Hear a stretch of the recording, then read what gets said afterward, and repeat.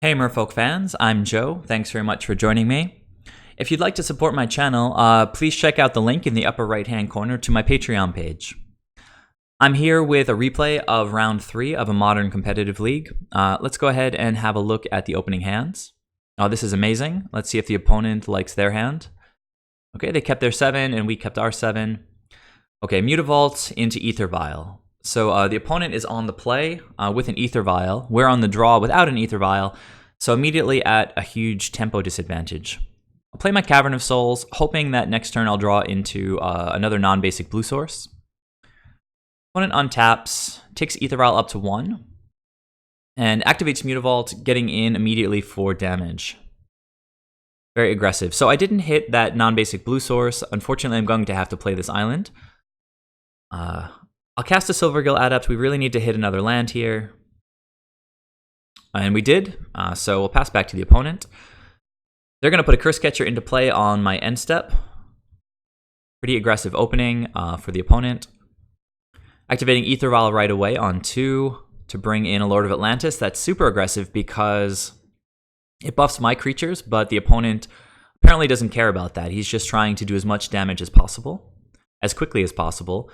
Can't block here, so I'm going to take 5 and I'm already down to 13. Spreading Seas is pretty much a dead draw. I could play it on their Mutavault, but they're just going to keep attacking with other creatures. I could bounce this Cursecatcher with a Harbinger of the Tides, but again, that's similar to putting Spreading Seas on Mutavault. It slows them down a little bit, but it doesn't really develop my board too much. I think the only way to try to catch up is to play the Reejerey. I can't block with the Silvergill, so I might as well attack with it. But before damage, the opponent has a Dismember for my Reejerey. They go down to 16 in the process of casting that Dismember, but the Silvergill's only going to get in for 3 here now. And we're temporarily tied at life total, so that's pretty misleading since the opponent has a huge lead right now, tempo-wise. Okay, play another Mutavault, activate the first Mutavault, and they're going to get in for 7 here. I'm going to go all the way down to 6. Okay, so Dismember seems pretty good. I'm going to take this opportunity now to play Harbinger and bounce the Lord of Atlantis. They ticked AEther Vial up to 3 last turn, so if they want to get this Island Walk back on the board, they're going to have to tap 2 blue to do so. That will, in theory, only give them access to 1 Mutavault and a Cursecatcher, which would leave me at 1 life and I guess have another turn. Dismember is off the table right now because the opponent has a Cursecatcher and I I only have access to 1 mana. So if the opponent, let's see, I think we're going to get at least 1 more turn. So let's see what the opponent has for their turn. So interesting, they play out a Reejerey, don't activate Mutavault, and just looks like they're just passing the turn. It's very patient, which I can appreciate. The opponent can see that I'm not going to be attacking for lethal next turn. Even if I play a land and 2 Island Walk Lords, I'd still only be attacking for 8. So they feel pretty safe. So they decide just to play a Reejerey, which would get a bunch of value next turn when they can just Alpha Strike. So I drew a land for my turn. I'll just play that, and then if I want to use the Dismember, I have to leave 2 mana up for it. Master of Waves is no good because we know the opponent has Island Walk in hand. I think I'm just going to play a Silvergill. Drew another island. I mean, it doesn't help very much. We're just going to pass the turn, but I started doing the math here, and it didn't look good for us. If the opponent wants to cast the Island Walk Lord, use a Reejerey trigger to untap a land and activate 2 Mutavaults, they'll be coming with 4 attackers.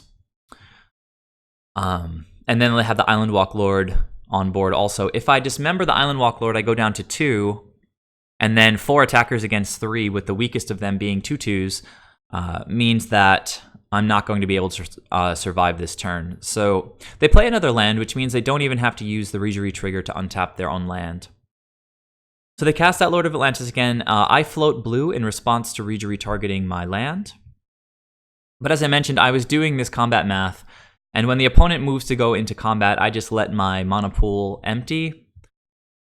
They activate one Mutavault, activate the other Mutavault. So again, coming in with 4 attackers, if I use this Dismember, I go down to 2, and I'm pretty much just toast. If I had used the Dismember when I had the floating blue mana, the opponent could have just chosen not to sack their Cursecatcher. Again, in which case the Lord would die, and then the opponent would be coming with 4 attackers against 3. So really no way around this. During the opponent's turn, the whole time I was just sort of calculating this, trying to figure out if this Dismember could save me. But it couldn't, and I just scooped it up. So very aggressive game 1 from our opponent, being on the play with an AEther Vial. Let's go ahead and see if we did any better in game 2. Please look away if you don't want to see the match result. All right, I'm back for game 2. I am going to be on the play here. It's not the best opening hand, but we have 2 non-basic blue sources, which is pretty good. We might have to play an island to get Reejerey out, or potentially Kira. It's a keep, but I'm not super happy about it. Opponent mulligans 6, and I think they put a card on the bottom, so the opponent might have a pretty poor hand, which means that our hand might have a chance at developing before theirs does. Okay, so that's a perfect top deck. We play our second non-basic blue source, jam that Master of the Pearl Trident, and get in for 2. Drawing that 2-drop Lord was actually really great because playing out turn 3 Reejerey means we're putting a crazy clock on the opponent. The opponent has an island, and let's see. They cast a Silvergill Adept, revealing their own Island Walk Lord. But pretty clear here how large an advantage it is being on the play in this matchup. Okay, there's a third non-basic blue source right on time. This is perfect because that means I don't even have to give the opponent potential access to Island Walk. Play out the Reejerey and swing for 6. You guys might recognize this pattern of swinging for 2 and then 6. If I had another Lord or a Mutavault at this point, this would shape up to be a turn 4 win. So super slow from the opponent. It's kind of painful. They play out an AEther Vial, Master of the Pearl Trident. Now, since this Silvergill Adept can't block, might as well attack. But the opponent just chooses to leave him back. Top decking another Lord means that this is an easy turn 4 win. Sort of textbook, Cursecatcher and 3 Lords. Doesn't matter what the Reejerey targets, I'm going to be swinging for 12 with Island Walk. So very, very quick, very easy game 2. Look away if you don't want to see the match result. I'm going to click out of this window now. All right, back for the deciding game in the mirror match. The opponent is going to be on the play, which I don't feel great about, but I do like this hand. I've got a good Island Walk Lord, a curve of 2, 3, 4, Dismember for removal. Not feeling great about the island, but we do have 8 in the deck, so not very surprising to draw 1 or 2 of those. The opponent kept, and I'm going to keep. We're going to see Mutavault into AEther Vial. So again, very nice opening from the opponent, but I have an AEther Vial of my own. Not sure if I'm going to have time to get to this Master of Waves this game, but we'll do our best. We do have a couple of non-basic blue sources, so my first draw of the game was a Wanderwine Hub, which I felt pretty good about. Opponent plays an island for their second land drop and gets in with their Mutavault right away. Just like game 1, opponent with a very aggressive opening. Lord of Atlantis, it's decent, but you guys know we can't really play those guys early. Now the opponent, we could potentially keep them off of Island Walk, but buffing all their creatures doesn't seem great. For this turn, I think it's pretty clear. I'm just going to play my Wanderwine Hub, play my Master, and pass back to the opponent. All right, activating Mutavault again, activating AEther Vial. Okay, they have a Master of their own, swinging for 3. I'm going to go all the way down to 15. We've got to work pretty hard to keep up with the opponent here. So I'll take my AEther Vial up, hoping to draw a better 2-drop than this Lord of Atlantis. Well, Echoing Truth can be very good in the matchup, but you can see right now our development is perfectly symmetrical. I've got an Aether Vial, the opponent has an Aether Vial. I've got a Master, the opponent has a Master. So can't really profitably bounce anything right now. I think we're going to have to wait and see how things develop before we play out Echoing Truth. So as for now, I've got the Dismember in hand. So I think I'm just going to leave mana up past the turn. If the opponent tries to get in for some damage, I can remove their Master of the Pearl Trident.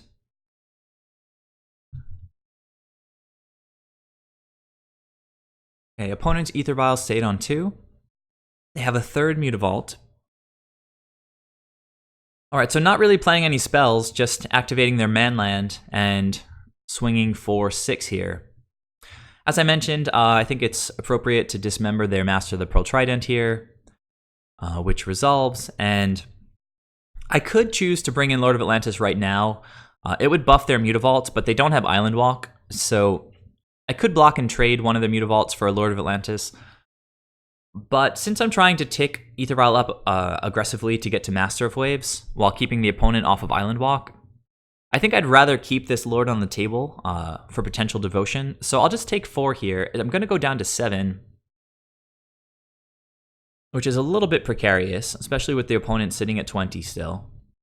During my end step, since this Aether Vial is definitely ticking up to 3 next turn, I'm going to take the opportunity to get this Lord on the table. We might need this mana up to cast Echoing Truth, and while it's a little bit sketchy, I think it was best to get the Lord onto the table while I had the opportunity with Aether Vial. Alright, so there's another non-basic blue source. Not sure if I needed it, but it's certainly much better than the island, so I'll go ahead and play that. I did a little bit of math before attacking. If the opponent had a Harbinger, they could bounce the Master of the Pearl Trident and then block the Lord of Atlantis. They would trade, but it's totally possible the opponent might want to not block the Lord of Atlantis because he's currently buffing the opponent's creatures. And if the opponent draws into a Spreading Seas, with this Lord on the table, all of his creatures would be unblockable as well. I'm at, as I mentioned, a pretty precarious life total, so I felt fine attacking with the 2 lords. If he bounced the Lord of Atlantis and tried to block and trade with Master of the Pearl Trident, of course I have a Reejerey, and the opponent sees my Aether Vial on 3, so that would be ill-advised. So I'm going to get in with these 2 lords here, try to push 6 damage, but the opponent does activate Aether Vial and bring in a Harbinger. They're going to choose to bounce the Master of the Pearl Trident, who I could recast in my second main phase with Reejerey trigger to leave mana up for Echoing Truth. So if the opponent wants to trade with Lord of Atlantis, that's totally possible. He chooses not to block, though, which makes sense. And I'll bring out Reejerey just to push 1 more point of damage. Cast the Master of the Pearl Trident, untap one of my lands to leave up Echoing Truth. So opponent untaps, leaves Aether Vial on 2. And okay, so there's a Spreading Seas. Makes sense why they didn't remove my Lord of Atlantis when they had the opportunity. And they'll draw a card off the Spreading Seas, play an island, activate a Mutavault. Okay. So the opponent is attacking with 2 3/3s. I'm at 7, so it's not a lethal attack. It's a little bit scary. I have Echoing Truth in hand, so right now, if I want to, I can bounce their Spreading Seas and try to eat their 2 creatures. If they have a Master of the Pearl Trident in hand, these guys would become 4/4s and trade with my 2 creatures, which seems like a potentially good line, but I'd rather keep these guys on board right now since I've got Aether Vial going up to 4 next turn, and I'd prefer to make a ton of tokens with Master of Waves. As I mentioned, it's not a lethal attack right now, so we can comfortably pass priority to blocks and to the end of blocks to declare blockers, see if the opponent has anything with Aether Vial, but they don't, so I'm just going to take 6, go all the way down to 1. Second main, the opponent plays a Cursecatcher. which just means we're going to probably have to leave up 3 mana to resolve Echoing Truth. Not that big of a deal. So we did get the Aether Vial up to 4. We've got the Echoing Truth to deal with the opponent's Spreading Seas. And without access to Island Walk, we're going to have tons of blockers with Master of Waves. So we can see the value of Echoing Truth in the mirror match. Even if the opponent had played a second Spreading Seas, or even if they play a second Spreading Seas in their first main phase next turn, I'm going to be able to bounce both of them during combat and take the opponent off of Island Walk. So in this situation, I top decked a Master of the Pearl Trident, who I thought about casting. But if I cast the Master of the Pearl Trident, I could use a Reejerey trigger to untap a land. But again, since the opponent has a Cursecatcher, I need to have 3 lands up. And I'd really rather not play out an island, since again, I'm trying to keep the opponent off of Island Walk, and bouncing their Spreading Seas is the most efficient way to do that. So I'll keep the Master in hand for the time being. I'll probably get to cast him next turn anyway. So I'm going to get in with Reejerey here. If the opponent has a Harbinger to bounce the Reejerey, it's just one less devotion when I bring in the Master of Waves next turn. But the opponent didn't have another Harbinger. They took 4. Potentially a little bit unnecessarily risky since I'm going to have Overkill next turn. Okay, opponent's Aether Vial stays on 2.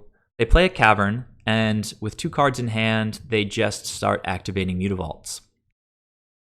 With me at 1 life and their opponent's with me at 1 life and the opponent having access to Island Walk, this seems like a pretty logical line. Just activate and swing with as many bodies as possible. But the line that I've been shaping for the last couple turns is coming to fruition here. I'm going to bounce the opponent's Spreading Seas. So no longer having access to Island Walk, I'll play Master of Waves, who will give me 6 tokens. I can throw 5 of them in front of the opponent's 5 attackers. 4 of them will be chumps. 1 of them will trade with a Cursecatcher. Doesn't really matter at this point because I've got so much power with all these lords on the table. Opponent's tapped out. The only thing that's untapped is Aether Vial, but I can deal with that by casting Master of the Pearl Trident. Target their Aether Vial, take them off of any Harbingers that they might have, and at that point the opponent scooped it up. So that was a nerve-wracking game 3. I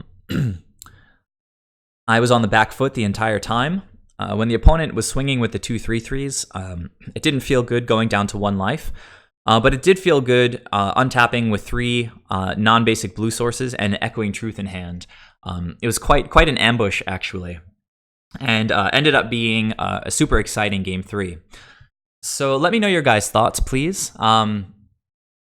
If you'd like to, please check out my Patreon page. Here's a link that you can follow. Subscribe if you haven't already, and tune in for the next video, which will show the next round of this Modern Competitive League. Thanks as always, guys, and I'll see you soon. Bye.